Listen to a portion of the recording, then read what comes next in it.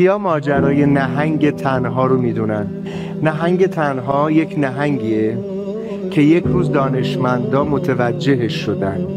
نهنگا برای اینکه با هم ارتباط برقرار کنن و چون گله‌ای و تو تعداد زیاد هم زندگی میکنن، با فرکانسی که تولید میکنن، با صدایی که تولید میکنن با هم ارتباط میگیرن.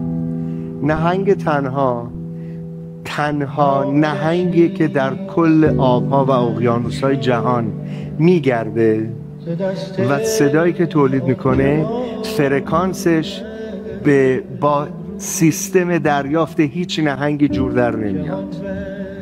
بنابراین این نهنگ مدام در حال رفتنه و این صدا رو تولید میکنه و هیچ کس نمیشنوندش و اون همیشه تنهاست.